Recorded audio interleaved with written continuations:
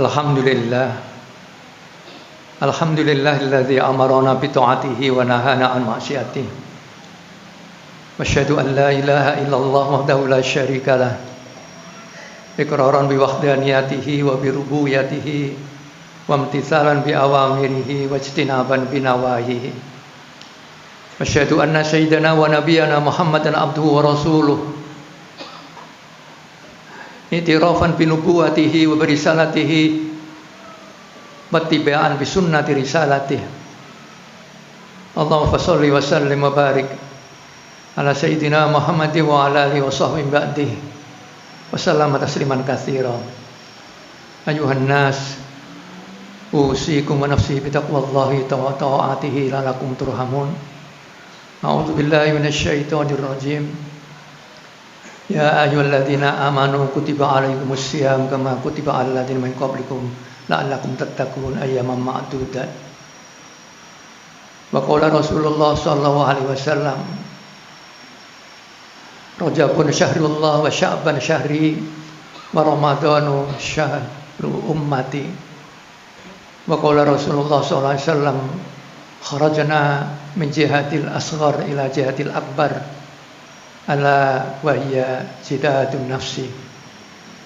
Shadaqallahul azim wa shadaqa Rasulullah sallallahu alaihi wasallam. Hadirin yang dimuliakan Allah, tidak terasa sekarang sudah mendekati awal daripada Ramadan. Kira-kira kurang dari 2 minggu lagi, atau tepatnya mungkin sekitar 12 hari lagi, kita akan memasuki bulan suci yang kita tunggu-tunggu dan kita dambakan, yaitu Syahrul Ramadan. Sidang Jumat yang dimuliakan Allah. Namun dalam sisa waktu 12 hari itu masih ada hal-hal yang penting untuk kita ketahui bersama. Apa yang harus kita lakukan apabila kita mau memasuki bulan suci Ramadan? Sekarang ini adalah bulan Sya'ban tahun 1444 Hijriah. Maka marilah kita introspeksi diri kita masing-masing. Adakah yang masih kurang, yang belum kita selesaikan di bulan Sya'ban ini, supaya kita memasuki bulan Ramadan itu sudah tidak mempunyai lagi sangkut paut dengan bulan yang lalu atau dengan puasa tahun yang lalu. Paling tidak ada 2 hal yang harus kita perhatikan. Yang pertama adalah hal-hal yang wajib untuk kita tunaikan dan tidak boleh kita lalaikan. Yang kedua adalah hal-hal yang sunnah, yang kita sangat dianjurkan untuk senantiasa mendekatkan diri kepada Allah SWT, agar kita memasuki bulan suci Ramadan dalam keadaan suci lahir dan batin. Yang pertama, hal yang wajib yang harus kita perhatikan dan tidak boleh kita tinggalkan, yaitu adakah kita masih mempunyai hutang puasa pada tahun yang lalu, di mana kita tahu bahwa puasa adalah salah satu dari rukun Islam yang 5 yang wajib untuk kita penuhi. Kalau masih ada, maka segeralah, masih ada waktu sisa 12 hari ini. Mudah-mudahan tunggakan puasa kita ini tidak banyak, mudah-mudahan hanya beberapa hari saja. Saudara-saudara sekalian, para ulama berbeda pendapat mengenai masalah bagaimana kita membayar qadha puasa itu. Bagaimana kita membayar qadha puasa itu? Ulama yang pertama mengatakan bahwasanya kita wajib mengqadha puasa yang kita tinggalkan sebanyak hari yang kita tidak puasa, baik karena ada halangan syar'i maupun karena halangan tidak syar'i. Maksudnya halangan syar'i itu halangan yang dibenarkan menurut syariat. Misalnya kita tiba-tiba jatuh sakit, masuk rumah sakit di opname, sehingga kita tidak bisa melaksanakan puasa, ya. Nah, Atau mungkin ada halangan syar'i yang lain, ya, yang kita tidak bisa, ya, tinggalkan, ya. Bukan karena halangan kita menunda kepergian, atau halangan karena sebab-sebab lain yang tidak prinsip, ya. Maka pendapat yang pertama ini, baik ada halangan yang syar'i ataupun tidak ada yang syar'i, maka kewajiban kita mengqadha adalah membayar puasa sebanyak hari yang kita tinggalkan dengan tanpa membayar fidyah. Tanpa membayar fidyah, ya, berapapun banyaknya, ya. Setelah kita melaksanakan puasa Ramadan tahun yang berjalan, ya, setelah kita selesai, ya, kita lalu membayar puasa itu, puasa qadha itu. Pendapat yang kedua, pendapat ulama yang kedua, ini masih dalam lingkaran ahli sunnah wal jamaah ini, ya. Ya, yang satu itu lebih dominan pendapat Hanafi, kemudian yang kedua lebih dominan pendapat Asy-Syafi'i. Ahli sunnah wal jamaah kan berpegangnya kepada 4 mazhab, salah satu dari 4 mazhab, walaupun dominannya adalah Syafi'i. Pendapat yang kedua, kalau kita tidak puasa pada tahun lalu sehingga tersisa puasa kita belum kita tunaikan, maka dilihat daripada sebabnya. Kalau sebabnya itu karena memang ada halangan syar'i, ada sebab yang tidak mungkin bisa kita hindarkan. Seperti tadi saya contohkan, tiba-tiba kita sakit, masuk rumah sakit, dan orang masuk rumah sakit itu pasti tidak boleh puasa.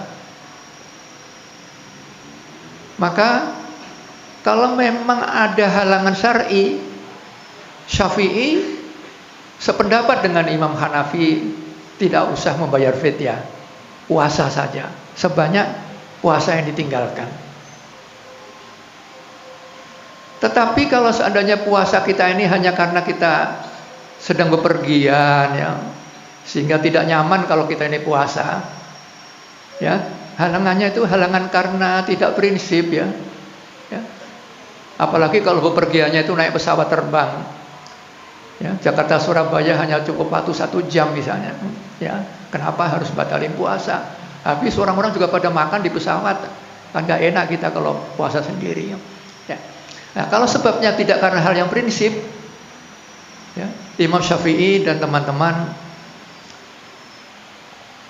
maka selain dia membayar puasa yang qadha berapa hari, maka dia dikenakan tambahan fidyah sebanyak kali berapa hari itu.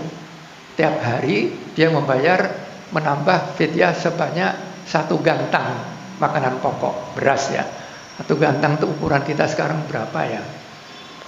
Ya, katakanlah kita lebihkan sedikit lah, ya. Kita lebih 1 liter lah, ya. Lebih kepada Allah kan nggak apa-apa. Kalau kurang jangan dong, ya. Lebih nggak apa-apa. Toh nanti yang menerima itu kan orang fakir miskin.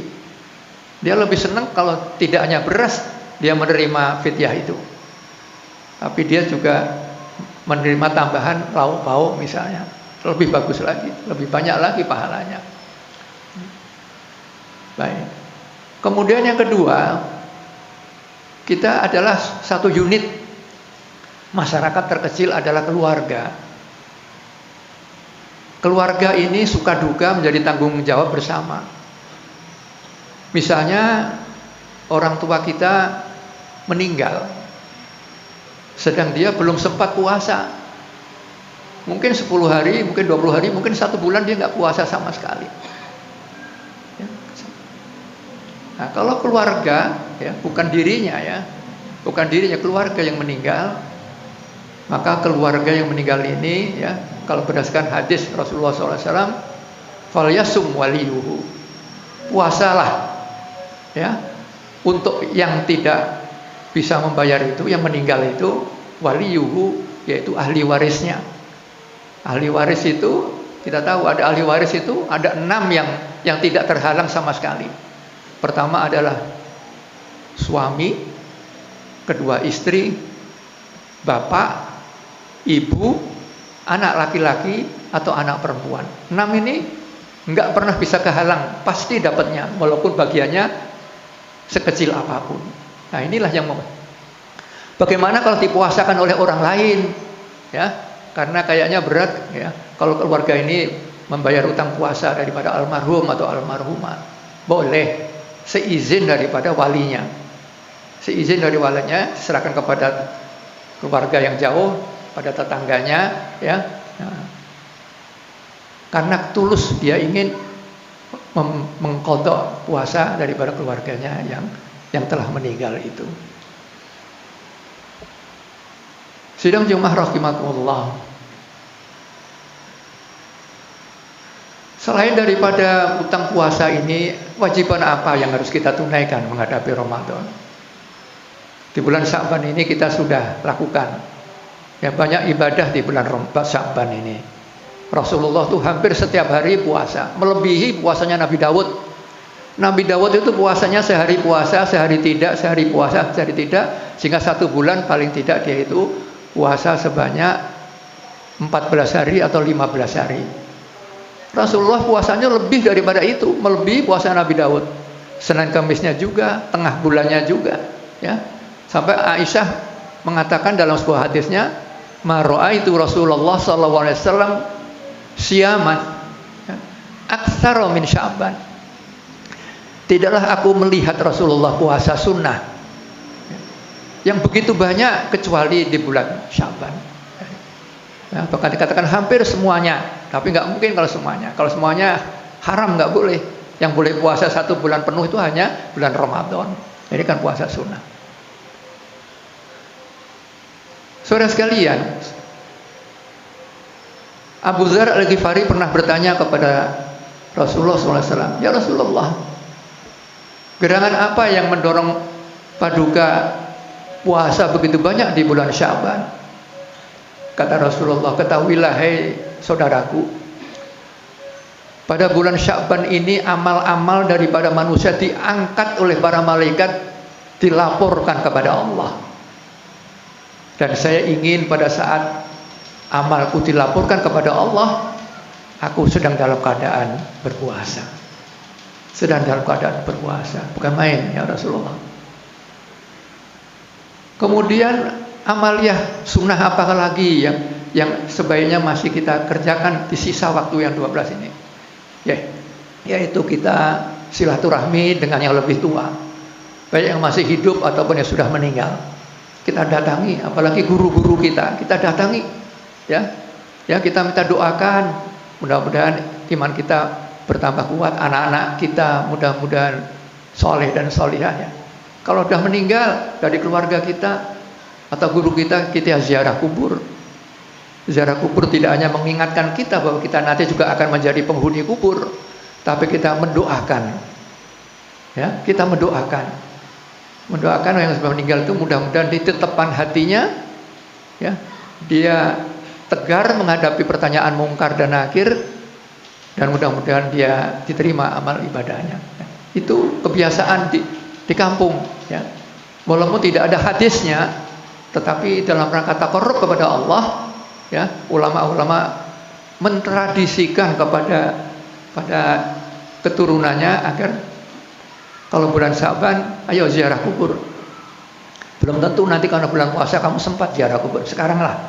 Bahkan ada yang reuni keluarga khal bulan Sya'ban, karena pada bulan puasa nggak mungkin bisa kumpul. Pada bulan Syawal sulit sekali untuk ketemu karena masalah transportasi.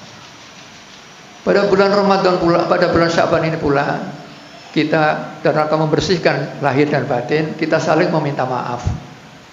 Ketahuilah saudara sekalian, meminta maaf ini tidak menunggu lebaran. Minta maaf ini ada kapan saja kita berbuat salah, saat itu juga kita harus minta maaf. Tidak memandang kita lebih tua, kita lebih senior, kita lebih pejabat, enggak. Kalau kita merasa yang salah, langsung kita meminta maaf. Mangkanat indahu madlimatun li akhihi, kata Nabi, barang siapa yang mempunyai kezaliman, mempunyai dosa, mempunyai kesalahan li akhihi, kepada saudaranya, falyatakhallahu minhul yauma, maka hari itu juga falyatakhallahu, minta halalnya, ya, dari kesalahannya itu, ya, kepada saudaranya al yauma, hari itu juga. Enggak usah nunggu lebaran Syawal, hari itu juga. Karena kita akan memasuki bulan puasa, kita ingin bersih lahir dan lahir batin. Dan satu hal yang kadang-kadang mengembirakan anak-anak pada bulan Syaban ini biasanya nisfu Syaban, masing-masing memasak, masing-masing menyajikan makanan, ya. Itu ada di kampung saya itu ada satu makanan yang tidak bisa ketinggalan, yaitu makanan kue apem. Apem kadang warnanya merah muda, kadang warnanya biru, kadang warnanya putih, kadang warnanya hijau. Saya tanya kepada Kiai Thohir, ya, pada Kiai Thohir, kenapa Kiai kok dilestarikan itu bikin apem kalau bulan Syawal? Iya, apem itu kan bahasa Indonesianya apem. Kalau di bahasa Arab kan afun, pakai ain, fa, bukan af, ya, bukan apem tapi afun. Dia minta maaf, ya. Saat itulah kita langsung bermaaf-maafan, sehingga bulan Ramadan itu kita masuki dengan suasana bersih lahir dan batin. Kenapa sebabnya? Karena tantangannya bulan Ramadan itu berat sekali. Hablum minallah, ya, cukup padat, hablum minan nas juga cukup padat, ya. Semuanya dirangkum oleh bulan puasa itu. Kepada Allah kita banyak ibadah, kepada manusia kita harus peduli, kepada duafa dan masakin.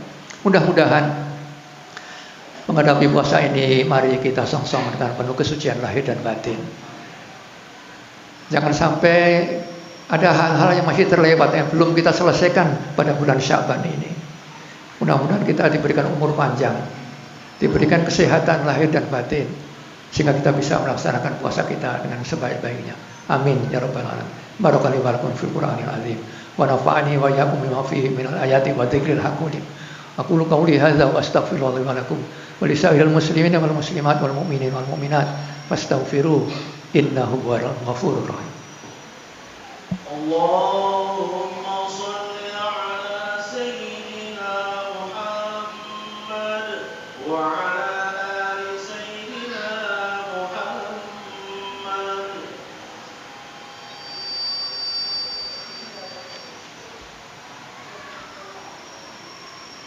Alhamdulillah. Alhamdulillah nahmaduhu wa nasta'inu wa syahadata abdi. Wa asyhadu an la ilaha illallah wahdahu la syarika lahu wa syahadata abdi. Wa asyhadu anna sayyidina wa nabiyyana Muhammadan sallallahu alaihi wasallam al-wafi bi abdi. Wa sallallahu alaihi wa ala alihi wa sahbihi min ba'di. Wa sallama tasliman katsira ayyuhan nas. Ittaqullah. Wa lamu anna Allah ta'ala amrun amrin Walamu anna Allah ta'ala amrun amima faqala jalla jalaluhu alima innallaha wa malaikatahu yusholluna 'alan nabi ya ayyuhalladzina amanu shollu 'alaihi wa sallimu taslima. Allahumma shalli wa sallim wa barik ala sayyidina Muhammadin sayyidil mursalin wa ala alihi wa sahbihi wa tabi'in wa tabi'in lahum bi ihsani ila yaumiddin wa alaina ma'ahum bi rahmatika ya arhamar rahim. Allahumma ighfir lil mu'minina wal mu'minat wal muslimina wal muslimat al-ahya'i minhum wal amwat innaka sami'un qaribun mujibud da'wat wa ya qadiyal hajat. Rabbana ighfir lana dzunubana wa liwalidayna warhamna warhamhum kama rabbawna shighara wa li jami'il muslimin wal muslimat wal mu'minin wal mu'minat al-ahya'i minhum wal amwat innaka sami'un qaribun mujibud da'wat wa ya qadiyal hajat. Rabbana hab lana min azwajina wa dzurriyyatina qurrata a'yun waj'al muttaqina imama. Rabbana la tuzigh qulubana ba'da idh hadaitana wa hab lana min ladunka rahmatan innaka antal wahhab. Rabbana taqabbal minna innaka antas samiul alim wa tub 'alaina innaka antat tawwabur rahim. Rabbana atina fid dunya hasanah wa fil akhirati hasanah wa qina adzabannar. Ibadallah, innallaha ya'muru bil 'adli wal ihsan wa ita'i dzil qurba wa yanha 'anil fahsya'i wal munkari wal baghi ya'idukum la'allakum tadhakkarun. Fadhkurullahal azim yadhkurkum washkuru ala ni'amihi yazidkum wa la dzikrullahi akbar. Aqimus shalah.